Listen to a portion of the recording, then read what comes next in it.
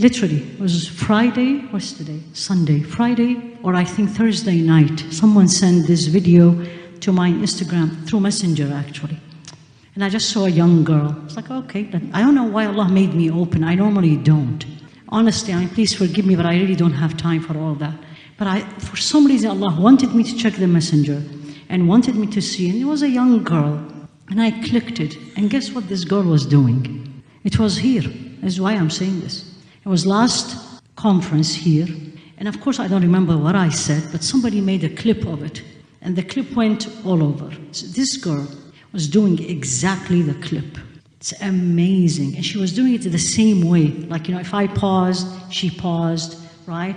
And then I remember, yeah, you can see it. If you're on Instagram, you'll see it. But there's a reason why I'm sharing this. Because I remember as I was saying how much time, it was about salah, how much time we spent for Allah, and then I said how much time we spent on Instagram and on our social media. And somebody I remember very well in front of me, and I said, in the kitchen, and somebody laughed in front of me. And at that moment, I said, it's not funny.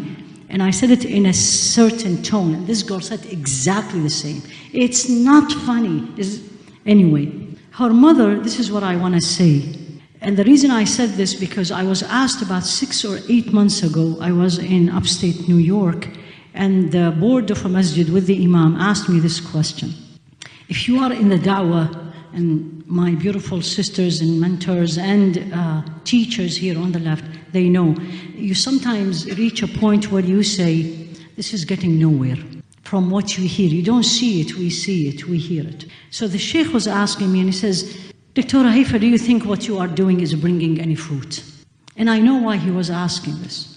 And I said, Wallahi, ya Shaykh, I don't know. Allah knows. Yani nobody is going to praise themselves. But I can tell you, every now and then I get an email or I get something that gives me hope. And Allah sent me this, and then I didn't know who's this woman. So I actually responded, which I rarely do that. I responded on the messenger and says, who's this girl? And her mother responded. Now this is for all of you. She said, she's 11 years old. Where does she live? Australia. In a city I don't know. Where is this place? And she said she loves the videos and she memorized them. Now, 2 things came to my mind first. Who introduced her to these videos? That's what I want you to know. This is an 11 years old. I doubt she has an Instagram account. And she looks actually like 9. So it is the mother. So here you are, mothers. What do you watch? What do you see? It comes to your home and has an influence. And you just heard all the beautiful stories. And then the encouragement. This is what really impressed me. Because who posted this? It's the mother. Because at the end, the mother was communicating with me, and I took her permission. It's like, is it okay if we post it online? And then the team did this, where they put mine and hers. I was talking, she's talking, so that you know this is. So the idea, what I'm trying to say is, whatever you do in the house, negative or positive, it has an impact on your children. So don't blame the school. And I'm not saying the school has no impact, but don't blame the school first. Don't blame the friends first. The thing that you need to always look internally to yourself is, what impact I had on my children, on my family, on the community, and on the society. And that's what we have been learning since 1 o'clock. A good number of you probably don't know the names. You may have heard of Ayman, but I don't know how many of you knew her name was Barakah. But what an impact she had. So what I want to end up with, and subhanAllah, I didn't choose Nusayba, but I was hoping I will be assigned Nusayba. Literally, at first I wanted to text Ustad Husay and ask, like, give me Nusayba. But I was like, no, let Allah choose for me. Honestly, I always like Allah to choose for me, because Allah is the best one who chooses for you. And then she texted and says Nusayba, and I said, subhanAllah, this is what I wanted. The question, all of you, before I even talk about Sayyida Nusayba, who are you? From all what you heard, who are you? And number 2, what impact, what legacy you're going to leave after you? Who's going to talk about you in 100 years from now? Who's going to remember your name? Which conference is going to mention you? True or false? What do I need to do? I have to do something. Majority of people don't do. It has to be very hard. It has to be very difficult, against the flow.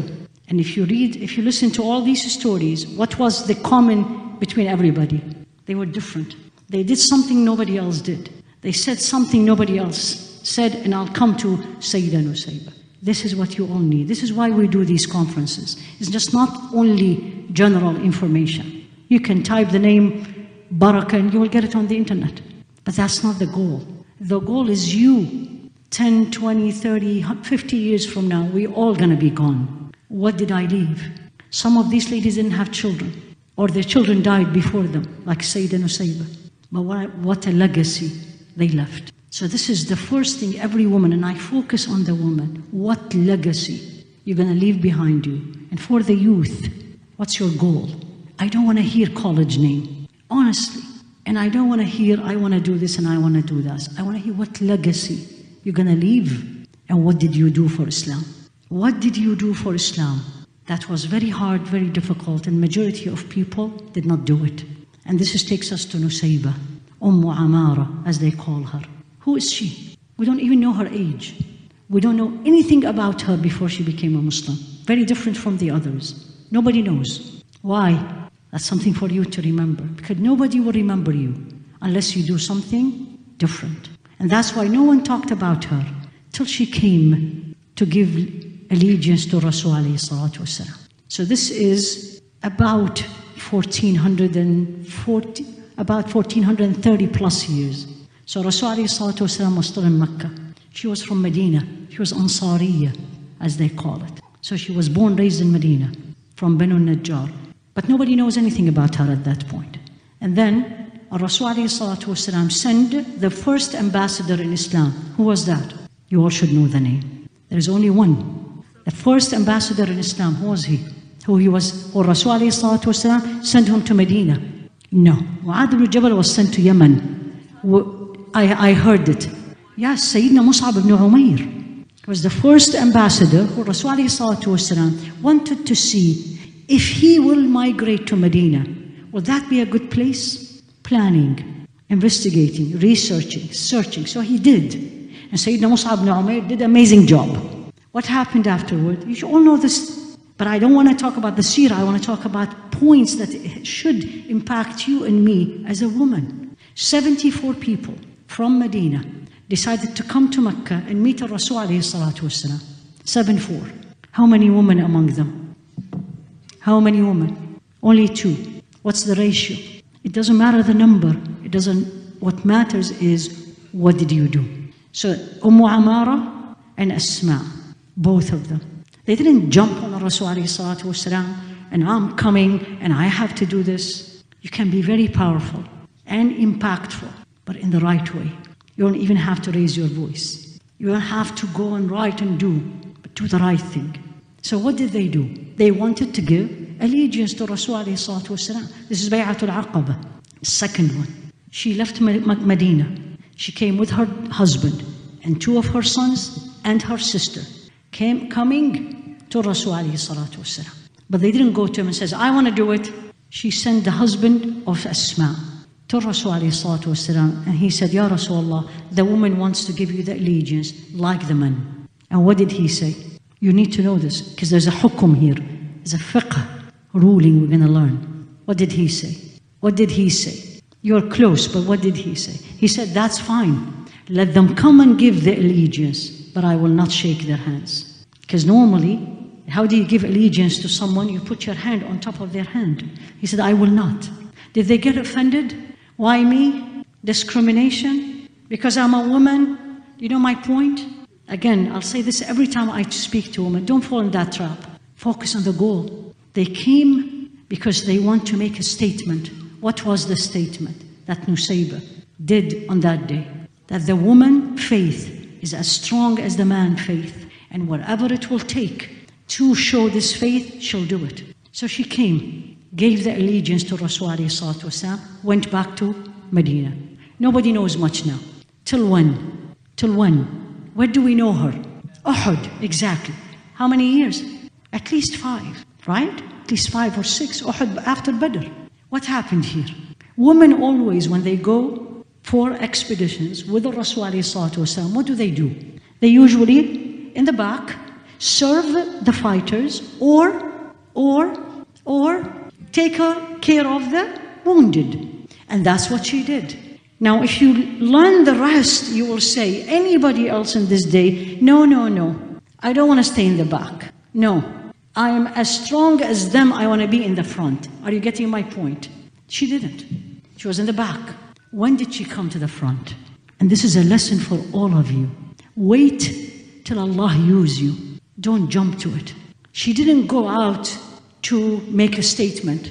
And so history will talk about her. And Rasul ﷺ said this famous more than one statement about her. That's not her purpose. She went to serve Allah. She went to serve Allah the way usually woman serves Allah. But Allah had another plan for her. And what happened? What happened? Come on. It's Uhud. So as long as the Muslims were winning, she was in the back. Now what happened? You all know the story. Now things turned around. And what happened to the Muslim? The fighters, companions, what happened? They ran away. And this is how it's described. And if you read, you will find the same description. Very few people, they said, less than 10 companions, Sahaba, ran away. Very few, less than 10, stayed shielding Rasul alayhi salatu wasalam. Who was it? One of them was she and her son. She and her son. She didn't go for that. But when the opportunity comes in to serve Allah, to do something most don't do, she was there. And what happened? She did not go out as a fighter, so she doesn't even have a shield. She ran with only her sword and bare nothing, and the Rasul ﷺ is behind her. The fighters were running, and the Rasul ﷺ looked at one. There's no name, and he had a shield. And he said, if you are not fighting, give me the shield. He gave him the shield, and he gave the shield to Sayyidah Nusayba. You know what is this? Again, when Allah wants to use you, He creates the opportunity for you. And He facilitated in a way, perfection. Don't do it. Don't do it with yourself, meaning ask Him to use you. But don't put orders to Allah, as I say this to myself. I want it this way or that way. I want to serve you, Ya Rabbi. You want me to serve you as a speaker? I'm here. You want me to serve you as the person who cook the food, to serve the people who attend the conference? I'm there. You know what I'm saying? Don't pick and choose. This is the deen of Allah. He chooses where He wants you and where He's going to use you. And the result is the same. So her son comes in. She had two. Both of them died, but not in Uhud. Habib and Abdullah. So Habib was running, and he had a wound in his arm, bleeding. And the Rasul ﷺ told him, tie it and come to your mom. You need to feel this. It was a fiasco. It was a mess. They were losing and running. He comes in. What is she doing now? Now this is the mother. This is her son. Now this is the fighter. Look how many hats she was wearing. Now she's the nurse. She pulled her son. She had around her tied some bands because she was going out for nursing. She take one band, tie her son wound bleeding, and what does she say? Go back and fight. Look at me and you. Go back and fight. What did he tell her, alayhi salatu wasalam? No one can do what you just did, ya Amara. This is one of the statements he said about her. No one can do that. Your son and everybody is being killed in the mess, bleeding. Anybody else will say, you know, he's bleeding, go home. My baby, not Amara, not Nusayba. Allah knows you and me what would have done. And then she sees a warrior coming to kill Rasul alayhi salatu wasalam. She has nothing. She's not a fighter. But when you have the faith, when you really love Allah, when He puts you in the place where He wants you to defend, I'm there. And then He comes in, and they were all on horses. She was not riding. They were all standing. And that man comes in, and he missed her, then turned, and then she hit the horse, and the horse fell, and the man fell, and then she killed him. Nusayba. That's why he said, لا نطيق ما تطيقين يا أم عمارة. We cannot do what you are doing. That's a woman, one only. And then at that point she said to Rasul alayhi salatu wasalam, what did she say? Pray for me and my family in the middle of the battle. Pray for me and my family that we are with you in Jannah. And of course he prayed for her. Did you see the point? In the middle of whatever, the focus is what? Is al-akhirah, Jannah, where I am going. What do I want to do? It's not this life. It's the way I look, what I have, where is my child is going. The focus is al-akhirah, including where how I use my children. Because that's why she told her child, go, done. I took care of it. Go back. Subhanallah. Is this done? Do you think that the only landmark of Sayyidah Nusaybah is because of her courage? Then you don't know the seerah. There's a verse in the Quran was revealed because of her. There's a different opinion about whether it was Salama or was Nusaybah, Sayyidah Nusaybah. What was this verse? Or what did she come and said? She came to Rasul alayhi salatu wasalam and says, Ya Rasulullah, everything in the Quran is for the men. Now equality. Now I want my rights. But what rights she was looking for? She said, Ya Rasulullah, all the rewards goes to the men. The rewards goes to the men. What about us? And then Allah revealed. It's in Surah Al-Ahzab, which most of you, inshallah, you know the verse. إن المسلمين والمسلمات والمؤمنين والمؤمنات والقانتين والقانتات والصادقين والصادقات والصابرين والصابرات والخاشعين والخاشعات والمتصدقين والمتصدقات والصائمين والصائمات والحافظين فروجهم والحافظات والذاكرين الله كثيرا والذاكرات أعد الله لهم مغفرة وأجرا عظيما. And this is one of the few verses where Allah divided the gender. You're a Muslim, she or he. A believer, she or he. Submitting to Allah, he or she and he. He started with he and she. That's when I ask for my rights. That's when I want to be equal, if not in the front run. It's not everything. That's a Sayyidah Nusaybah. The other thing, her son, Abdullah, was the only Sahabi who described the wudu of Rasul alayhi salatu wasalam. What an honor. All these Sahaba, it's her son, described. Third thing for her, another hukum. So I want you to know, it's not about courage only. What she has, that we all need, especially this day and age, the yaqeen, the certainty, the unshakable faith, I call it. This is who she was. Unshakable faith. I am a servant to Allah wherever, Ya Allah, you put me. So Rasul alayhi salatu wasalam came to visit her. What was she doing? She was fasting. He was not. Alayhi salatu wasalam. She served him food. And he said, why you are not eating, Ya Nusaybah? Amara said, I'm fasting, Ya Rasulullah. What did he tell her? Anybody knows? Yes. He said to her, the angels pray for the house that the owner is fasting and he serves food to people. What a faith, practicing faith, courage. Uhud was not the only one. She was involved in one of the most unique allegiance to Rasul alayhi salatu wasalam. And that's what they say. If you read about her, they tell you she is one of those who Allah said, I am pleased with her. Can you claim this? Can I claim this? How dare I am. But this one is not a claim. It's true. It's a fact.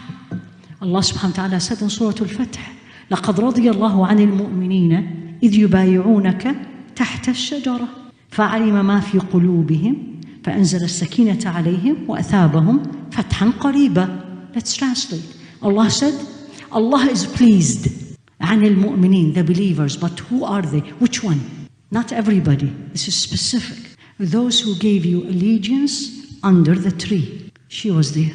Second. And this which allegiance is when Sayyidina Uthman went to Mecca and the news came in that he was killed. And Rasul alayhi salatu wasalam says, who is going to give me allegiance will be with me and we will get our revenge against or for Sayyidina Uthman. It was a rumor. She was there. Billah alaykum. When I was reading this, when I was writing and preparing this, I took a pause and I said, can I say لَقَدْ رَضِيَ اللَّهُ عَنِ الْمُؤْمِنِينَ on myself? Can I claim it? Do I even have the audacity to say it? Of course she said it. And of course she can say it with full confidence. Why? Because Allah said it. Allah said it. Her son. So now she's a mother. Her son, Rasul alayhi salatu wasalam, sent him to talk to Musaylim al-Kadhab. Musaylama, the one who claimed prophethood. And Musaylama stood in front of him, her son, Habib, and he said, do you bear witness that Muhammad is Rasulullah? He said, I do. And he said, do you bear witness that I am a messenger? And he says, no. Every time he asks him this question, the answer is no. He chopped one part of his body, a hand, an arm, every part till he died. Later on, in the Yamama, in the Battle of Yamama, after the death of Rasul, she was there fighting with her other son, and she saw him dead. And she said the meaning of Alhamdulillah, that Allah made my heart in peace, because he was killed. Sayyidina Abu Bakr and Sayyidina Umar, the giants, men, they used to go and visit her specifically. You want your right? You want to be identified? You want to be special? It's not words, it's action. It's action, and it's a hard one. And most people don't do it, but you will do it, not to impress anyone other than Allah. Not looking for any praise other than His praise. Not wanting anything of this dunya other than the pleasure of Allah subhanahu wa ta'ala. She died 13 years of Hijrah. They said that she died at the time of Sayyidina Umar. No one talked about how she looks like. This is where I want to end. No one said about her skin color, or how long her hair, or what was her weight, or how tall, or what did she dress, or where she bought. But everyone talks about her courage, sacrifice, faith, certainty. How much we have of this. سبحانك اللهم وبحمدك أشهد أن لا إله إلا أنت أستغفرك وأتوب إليك صلى الله على سيدنا محمد وعلى آله وأصحابه تسليما كثيرا جزاكم الله خيرا